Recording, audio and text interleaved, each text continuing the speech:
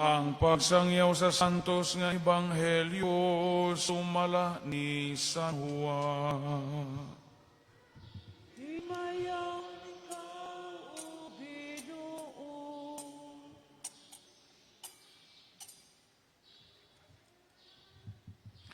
Bingon si Jesus sa iyang mga tinunan, ang nahigugma kanako magtuman sa akong gisugo, mahigugma kaniya ang akong amahan ug ang akong amahan ug ako muanha ug magpuyo diha kaniya. Ang wala mahigugma kanako dili mutuman sa akong gisugo, ang mensahe nga inyong nadungog dili ako kundi iya sa amahan nga nagpadala kanako. Gisultihan ko kamo niini samtang ako uban pa kaninyo. Ang manalaban ang Espiritu Santo nga gipadala sa amahan sa akong ngalan, magtutudlo og magpahinumdom kaninyo sa tanan nga akong gisulti kaninyo. Ang kalinaw ibilin ko kaninyo, ang akong kalinaw ihatag ko kaninyo. Kalinaw nga dili ingon sa ikahatag sa kalibutan. Ayaw kamo kabalakaw, ayaw kahadlok. Gisultihan ko na kamong mubiya ako, apan mubalik ako. Kung gihigugman ninyo ako, malipay kamo nga muadto ako sa amahan, kay siya labaw man kanako. Gisultihan ko kamo niini karon sa wala pa kini mahitabo, aron ini kahitabo na niini mutuo kamo. Ang ebanghelyo sa Ginoo. Daigon ikaw, O Kristo. Binati ko mga igsuon, kitang tanan nga nanimba karon, nagbalaan ini mong adlaw nga Domingo, laing malipayong adlaw uban sa Ginoo nga gihatag kanato. Kanisong tanan, good morning. O sa kanunay, praise the Lord sa di maisip nga mga panalangin nga iyang gihatag kanato. Niining mga Domingo, mga simana nga hapit na sa ulogo nato ang pagsaka sa langit sa atong Ginoong Jesucristo. Kung nakaalingat kamo, ang Ebanghelyo ag sa Domingo ug Ebanghelyo karon mao-mao og tuno. Mga pagpanugon o mga pahimangno sa Ginoong Hesus ngadto sa iya mga apostoles. Karon, ingon na atong Ginoong Jesucristo, ang kalinaw ibilin ko kaninyo, ang akong kalinaw ihatag ko kaninyo.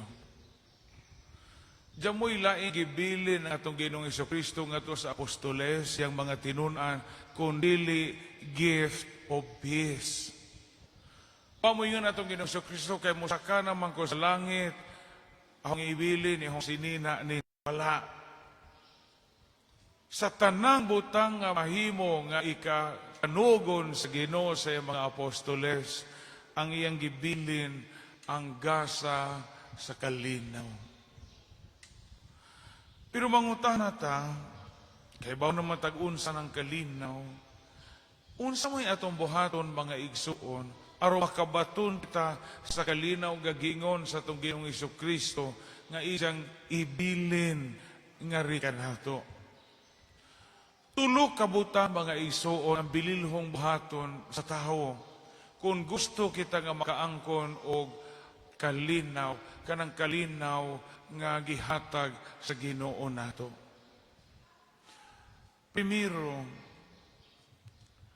ang tinuod nga kalinaw uban sa Ginoo, kanang kalinaw nga gibilin sa Ginoo nato, maangkon nato when we are contented with what we have. Daghang mga tao, mga igsuon nga sige katagbaw pero di makontento sa kinabuhi. Lahi man ang matagbaw ka og kontento, di na parihas. Daghang mga tao nga kanunay katagbaw, sige katagbaw og kaon, sige katagbaw og inom, sige katagbaw og uyab, sige katagbaw og ginansya sa tindahan, pero di makontento sa kinabuhi. Di jo parihan ng matagbaw o kontento. Daghang mga tao nga kontento bisag wa sila matagbaw sa ilahang mga panginahanglanon sa kinabuhi. Makita nato na sa mga yano o mga kabos na to mga igsuon nga malipayon ug puno sa kalagsik ang ilang kinabuhi. Mo bantayan nato nining atong kapanahunan karon. Kaya ang kalibutan karon gitudloan ta kanunay jud ang matagbaw. Ang kalibutan nagtudlo nato karon nga halapag tagbaw arong ka malipay. Tagbawa imong kaugalingon. Mo nga mo disco ka, ayaw lang ng disco nga usang oras, it's morning the night. Kay aron lagi ka matagbaw og sayaw. Nabare sa unang panahon ng it's morning the night. Diyan mo, kay lagi gitudluan ta sa kalibutan og matagbaw ta, malipay ta. Pero ang tinuod, dili gihapon. Diba? Adto ta mga haon kay eat all you can. Ari ta mga haon kay bottomless ang iced tea. Ari ta mga haon kay unlimited rice aron matagbaw ka. O di man gihapon matagbaw. Septic tank ramay na puno sa imuhang itulikan. Di. Kung gusto tang magmalinawon sa kinabuhi, importante ang sense of contentment. Kanang kontento ka ba? Kanang kontento kag unsa gihatag sa Ginoo. E ug di ko kam kontento sa unsa gihatag sa Ginoo, makomplikado man imong kinabuhi. Ug di ka kontento sa gihatag sa Ginoo, pugson man nimo angkon ang mga butang nga di nimo kayang angkonon karon. Ug di pa mahimo sa imong kapasidad. So sa may mahitabo, mangutang na po ka. Mangloan na po ka. Unya mang 5-6 na po ka kay magpakanaa tabi sa gwa. Say nahitabo, mawa imong kalinaw sa kinabuhi. Kay kanunay naman kang gagukod sa imong panginahanglan no. Daghang mga tao nga dili unta, mayon po nga, daghang mga tao nga di unta sila magkamalisod o kontento pa silang pagkabutang. Pero di man kontento na himong miserable ilang kinabuhi. Kay makigtupong man sa mga tao nga di pa nila matupngan karong panahona. So gusto kitang magmalinawon, kinahanglang kontento ta. Unsay gihatag nga panalangin sa Ginoo nato. Amen?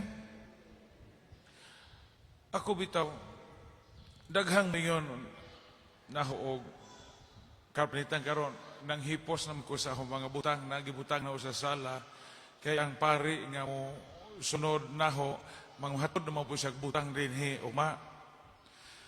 Pagpanghipos na sa mga butang, abot og 18 ka mega boxes kanang dagkong kahon man plastic. Ano pa'y labot na ito mga sapatos, o pa'y labot na ito mga unlan, yun ana.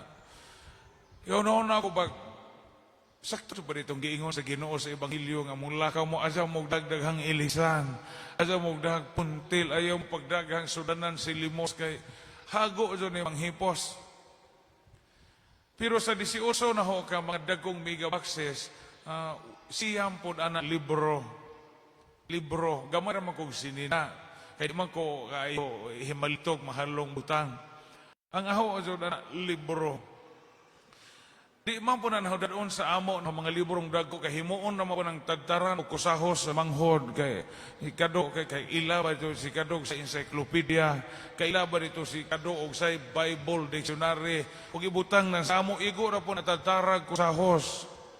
Mahal ba dyan na mga libro tag 5,000 ng uban na kanang dagko itong baga. Nidaghang mo ingon na may mga pari po nang gibay nang ilang kaugaligong bahay ba. Hindi man po nadautan kay ila man po ng resources. Pero ako, I have decided nga di ko magtukod bahay nga akong kaugalingon. Kay, kutinto naman ko sa kinabuhi. Anyway, kinimpari, bisag asa ka ibutang, di man sa mahitabo nga inigbalhin mo, papuyo kag munisipyo. Kay pari man ta. Na inigbalhin mo, basta naalang kay, di lang ka suspensyon sa obispo, naaman sa kay bahay. Mabalhin kag Lubok, mabalhin kag Valencia, mabalhin kag Clarin, mabalhin kag Kabilaw Island. Ana may bahay ang pari. Kay giimo injo man mingi andaman daag pamuso. Otong nuwa do sa una-una na magbahay ko kaugalingon bisag na ko mga butang inigbalhin ako sa lubok ad-on ho na ako mga libro sa lubok kay mas safety na og to sa lubok og di magbaha kung magbaha pod bija po ng mga libro ha og di mahipos kay duog og suba tong lubok pero mas safety nagdadon sa lubok kaysa dadon sa amo bonang kontento ako sa akong kinabuhi. Habang, diyan mo gipangandoy pa magbahay ka o galingon, mag-unsa diha. Ang importante nga, na ako'y kapuyan, na ay kumbento, na ay kaon, unsa na ay magamit-gamit na to nga ginagmay. Importante nang makontento tabay. Di ka makontento sa imong kinabuhi, di ka makabaton anang gitawag og kalinaw nga gibilin ka nato sa Ginoo. So, kumusta man atong kinabuhi? Kontento ba mo sa inyong naabot? Kamo mga tiguang din, kinahanglang kontento na mo sa inyong naabot. Balansiha ang inyong blessing. Count your blessings instead of counting your disappointments and failures. Ikaduha, gawas nga we should be contented with what we have. We should also be contented with who we are. Lahi ng what you have o who you are. Daghang mga tao nga di malipayon kay di sila makadawat silang kaugalingon. Daghang mga tao nga wa magmalipayon kay di sila kapasaylo sa ilang kagahapon. Mao napaangkan kag katulo ang wakad na junang pangasawa, forgive your past, arong ka magmalinahon. Sige ka gunahuna kisay amahan aning kinamagwangan, sige ka gunahuna kisay amahan aning ikaduha, sige ka gunahuna sa arag amahan aning ikatu, pugso ni mo nga mo mahigugma dyan sa nimo, bisag di dyan, pasayluan na lang imong kagahapon, kaya di naman na mabakwi. Di natakabakwi an itong kagahapon. Kanang bitong sige kag hando man imong uyab nga kapitan arog barko. Sige kag pangandoy ano sa ka mabiyuda karon magbalik mo. Sa imong bana askil pag ato sa jo mo mata kusog pa mo jogging nga murag kagunahon sa di sa madagtungo. Adlaw naghuna-huna kay wa naman to na-close na to nga chapter sa libro sa imong kinabuhi. Mumunay usa ka butang nga di ka magmalipayon kaya magsige bitaw kag andi. Adyo pa tong huyab sa unang malipayon tingali ko karon. Sige kag ngana magunsa man di na maimo. Higugmaan na imong bana nga murag manhak kay maunay makalipa ni mo na mo hatod nimo nga sa katapusang kapahuwayan. Be contented with who you are. Magmahay ka sa atong naong, magmahay ka. Kung saan, saan pa may mahimo na to nga, wa ka magwapo, wa ka magwapa, putot ka. Kung saan pa may mahimo na to, ana. Di mo mahimo na itong hayt, o dasagan, o punuan, o mahugan ni. Mao naman, so na. Be contented with who you are. O sa imong pagpanarbaho, mao na imong naabot. Wa ka ba supervisor, wa ka ma-principal, wa ka manager, wa ka ma-chief executive, maura ni imong naabot, pero sa kaluoy sa Ginoo, nabuhi ka sa imong sweldo, nagbalipayon ka sa imong papanarbaho, be contented with who you are. Kay kung magsigi kag look down sa imong kaugalingon, di ka magmalipayon. Kaya musugutag sarili, di man so tupong ni atong tudlo matupas sa mga karaan. Kadungag ko, ana? Di tupong ni atong tudlo. Musugutag sa dili na mga tao nga economically labaw jud nato.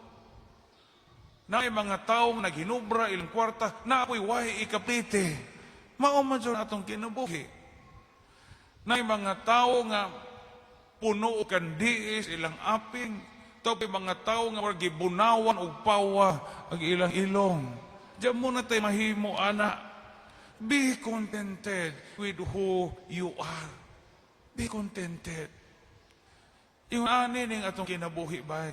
Di gani kakadawat sa imong kaugalingon.